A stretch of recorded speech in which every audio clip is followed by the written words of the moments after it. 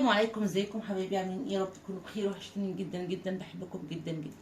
النهارده قراءتنا مع برج العذراء، قراءة عامة للفترة من 5 ل10/7/2025. بس قبل ما ابدا القراءة فضلا ليس امرا، ما تنسوش الاشتراك في القناة وتفعيل زر الجرس ليصلك كل جديد.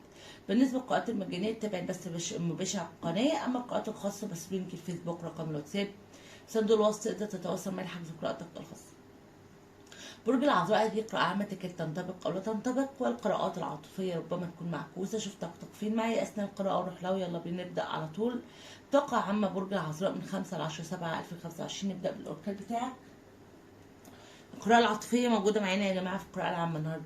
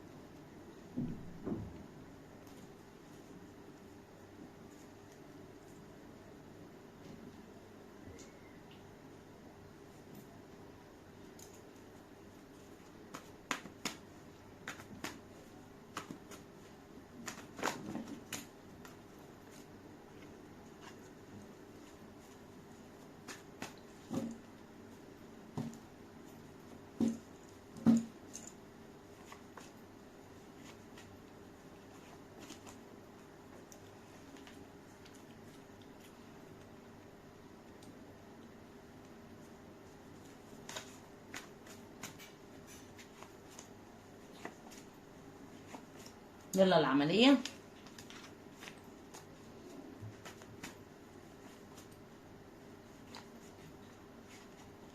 والمندية. يعني الصراحة مهمة، صح؟ نحب نكون صراحة، فركز معايا واسمع الكلمتين دول. برج العذراء أول حاجة هنا بيقول لي إيه؟ أنت محتاج تبدأ تاخد خطوات هادية وحكيمة عشان أمورك تمشي بسلاسة. أولا، في هدوءك قوة، وفي صمتك هترهب أعدائك. وأي خطوة أو أي قرار إحنا بناخده بعصبية ما بيكونش لصالحنا. إن ده حصل برج العذراء الفترة القادمة أكسب، انتظر بقى واستقبل كل ما هو حلو وجميل في حياتك. هتبدأ الأمور تتغير لصالحك 180 درجة. أهم حاجة الهدوء والقوة والثبات. تمام؟ ده طبعا معناه ان انت في موقف، ربما الموقف دوت صعب على قلبك، مش عارف تاخد فيه قرار يلمس قلبك جدا، وللاسف يعني قرارات القلب احيانا مش تبقى صح. فانا بقول لك خد قرارك بعقلك وبهدوء. برج العذراء، طاقتك العامة حباها ومش حباها، ماشي؟ يعني حباها ومش حباها ليه؟ هقول لك. لان الطاقة العامة بتقول ان في اشخاص بيعترضوا طريقك عن بعد، بيأذوك، ربما بيعملوا لك طاقات سلبية وبيحاولوا يأثروا على حياتك من خلال هذه الطاقات، وعايزين يضايقوك ويعملوا مشاكل ويسقطوك في فخوخ او يعملوا لك مكايد، يعملوا لك اي حاجة. لكن في كل الاحوال في اشخاص بتراقبك عن بعد وبتحاول تبعت ليك عوارض عن بعد. دي الطاقة اللي انا مش حباها. انما الطاقة الحلوة اللي انا حباها بقى ايه؟ ان انت 6 اوف كابس برج العذراء الفترة اللي جاية هتبدأ في علاقات من الماضي ترجع لحياتك تكون حلوة جدا، وهتغير حياتك للأفضل، وهتساعدك وهتشجعك وهتحطك على طريق صحيح. يعني هتكون بمثابة يد مساعدة لحضرتك. الحاجة التانية كمان بتقول ان العلاقات بينك وبين اصدقائك، اصحابك، عيلتك، اولادك، بالاخص اولادك لو كان عندك اولاد، فهتبدأ تتغير بشكل حلو جدا جدا، وعلاقتك بيهم هتبدأ تتحسن. هيبقى في ايه؟ هيبقى في تماسك اكتر، حب اكتر، ود اكتر، تفاهم اكتر. تمام؟ برج العذراء شايفه كأن الفترة اللي جاية في اشخاص زي ما قلنا هتظهر في حياتك، هتساعدك وهتدلك على الطريق الصحيح. وربما هتاخد قرار في امر معين هينهي صراع كتير جدا في حياتك، حتى لو هذا الامر زي ما قلت لك يلمس قلبك، ولكن هدوءك هو ده اللي هيجلب ليك الخير، وهو دوت اللي هينهي هذا الصراع بكل حكمه وهدوء.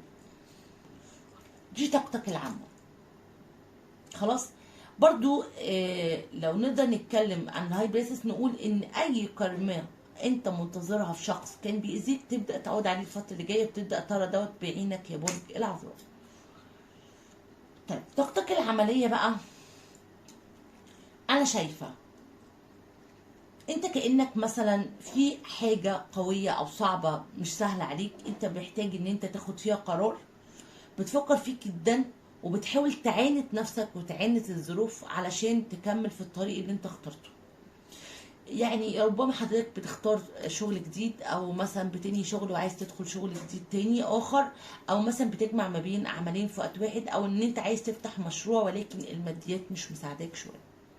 خلاص، ماديا بقى انا شايف عندك بدايات جديده، فلوس هتجيلك من كل الاتجاهات، امور كتير جدا هتجيلك حلوه، ولكن يا عذراء هنركز في الكلمتين بقى اللي انا هقولهم دولت. حياتك هتتبدل، وحاجات كتير هتحصل حلوه، وحاجات كتير هنفهمها، وامور كتير هتتحسن. بس خلي بالك ان في ناس حواليك عينهم على اللي في ايدك وعايزين ياخدوه باي طريقه. يبقى ايه، هنحذر السرقه والاستغلال والخداع والنصب، كل الحاجات دي، والاحتيال، كل الامور دي.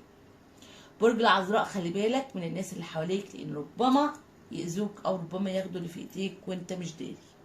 دي حاجه مهمه لازم كانت تتقال. دي كده طاقتك العامه.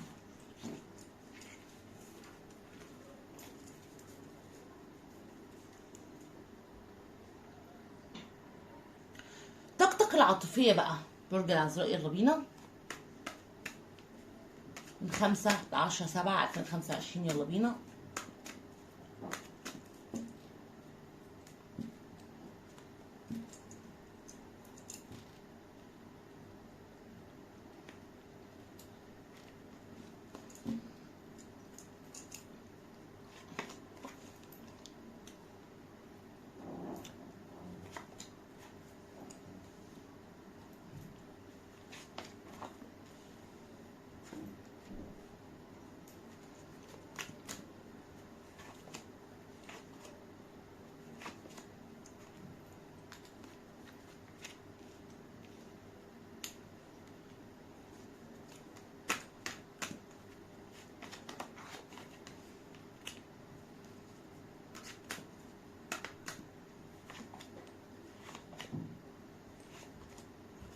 لا لازم كارت كمان حلو قوي.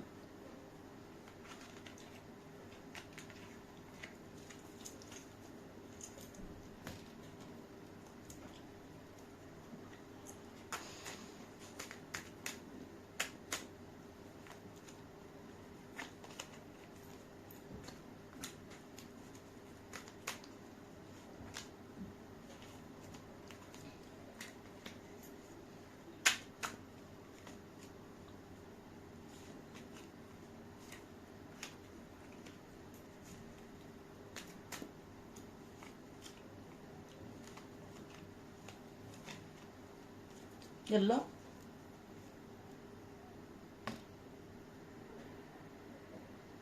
برج العذراء، طاقة الورق بتاعتك حلوة قوي، يعني لدرجة كبيرة. انا عايزة اقول لك فيها كمية مشاعر واحداث ووجع بجد مهول مهول يعني. ركز كده معايا برج العذراء. اول حاجة انا عايزة اقولها لك ان الشريك تفسرت في حيرة من امره، في مفترق طرق. الشخص دوت ندمان جدا على كل حاجة معاك عملها، وحاليا خسرك وخسر كل حاجة اصلا هو استبدلها بيك. يعني يا برج العذراء شريكك خسرك وخسر كل حاجة في حياته ممكن كانت تفرحه او تسعده، او كانت سبب في ان هي تكون سبب في ظلمك في يوم من الايام. الشخص دوت حاليا ندمان عليك قوي، بص لابس برقع اسود وقاعد واقف على حيطان ذكرياته وندمان جدا، بيفكر فيك كتير، في مفترق طرق، في حاجات كتير جدا واقفه في حياته، في حاجات كتير جدا مع الطلاق، اموره مش مظبوطه، متغيب عن واقعه. كل الحاجات دي الشخص دوت يشعر بيها برج العذراء.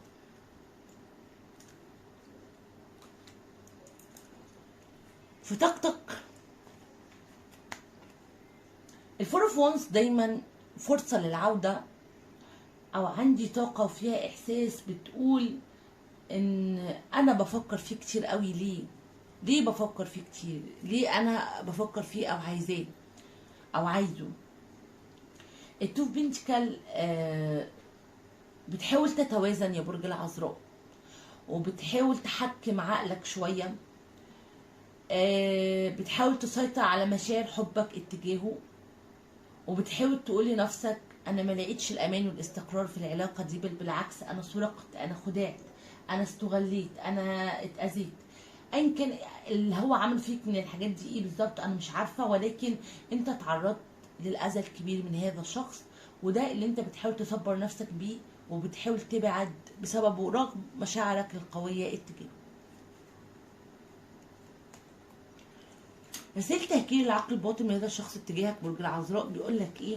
بيقول لك انا ظلمتك، انا جيت عليك، انا تسرعت في تصرفاتي معاك، انا عايز اعترف بهذا الظلم اتجاه العالم كله واقول لك انا اسف بكل اللغات، عايز اعترف بمشاعر الحب والاذى والاسى اللي انا عايشه بدونك، عايز اقول لك اللي جوايا بصراحه، انا عارف ان انا ظلمتك، وان كل اللي انا عايشه دلوقتي بحصده بسبب ظلمي ليك.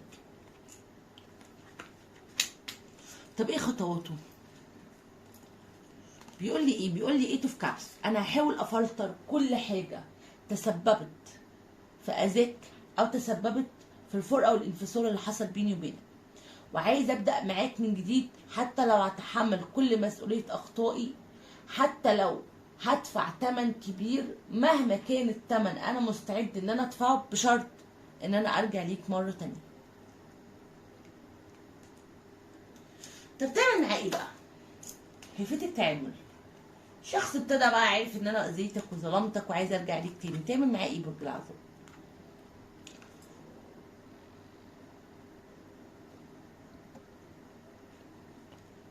طيب هنا بيقول لي 7 اوف سورد 7 اوف سورد 3 اوف سورد، يعني ايه؟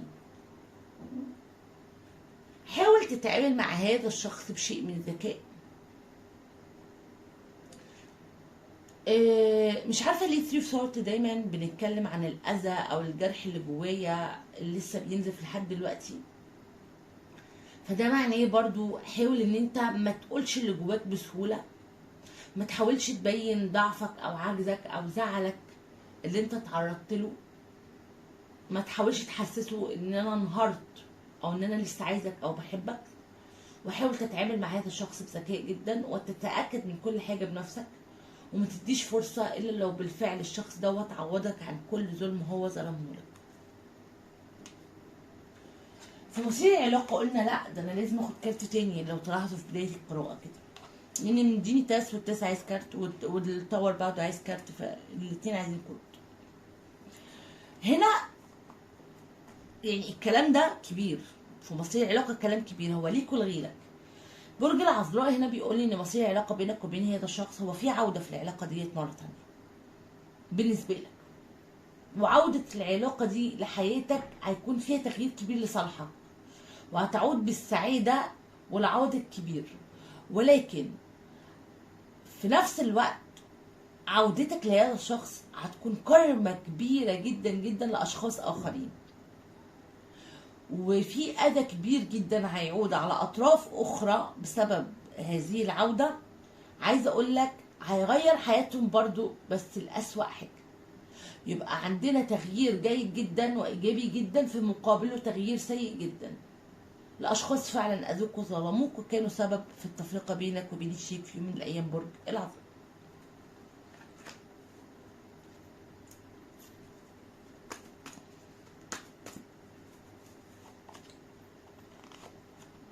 سيب الامور تمشي زي ما هي، ما تعملش حاجه، ادي فرصه فهناك تغيير، افتح قلبك، هذا الشخص ربما يكون توأم شعلة او روح بالنسبه لك. برج العذراء خلي بالك في كيفيه التعامل او في القرارات اللي هتاخدها، ما هي الا الطاقه والعلم عند الله، في كل الاحوال قرارك ملكك انت وحدك. اخبار حلوه هتجيلك في فتره قصيره وتغيرات في مستقبلك، عندك استقرار لعلاقه مرسمه او ترسيم عموما، او عودة لعلاقة كان فيها انفصال، او في زواج هيحصل في حياتك. والمرة المليون وللمرة المليون انا عمالة اقول لك واعيد وازيد واعيد وازيد واعيد وازيد، خلي بالك، خلي بالك، في شخص قدامك ثعلب يا عذراء، ثعلب ينقل اليك. الشخص دوت كذاب مكار، عايز يخونك، هيعرضك لخيبة امل كبيرة، تصرف خلسة خداع. خلي بالك يا عذراء، الشخص ده حواليك ربما تكون انت مديله الامان.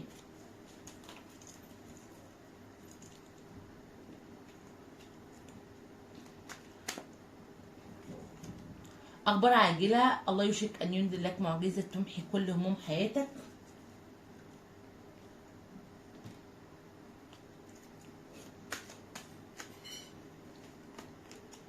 احذر الوقوع في علاقه ثلاثيه.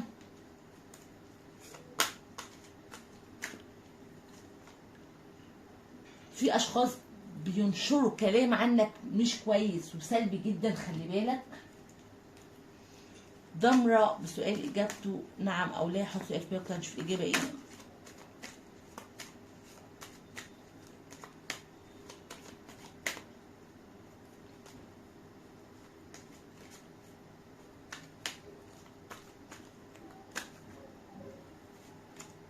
توقع الافضل، اللي هيحصل افضل مما تتخيل.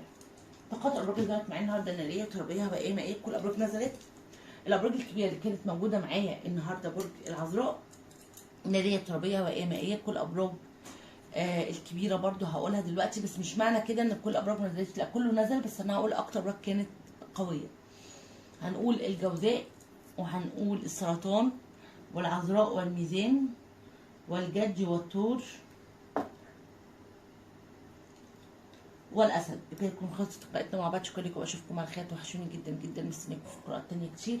ارجو لو عجبتكم القراءة ما تنسوش لايك، اشترك في القناه، تفعيل زر الجرس لكل جديد. باي باي.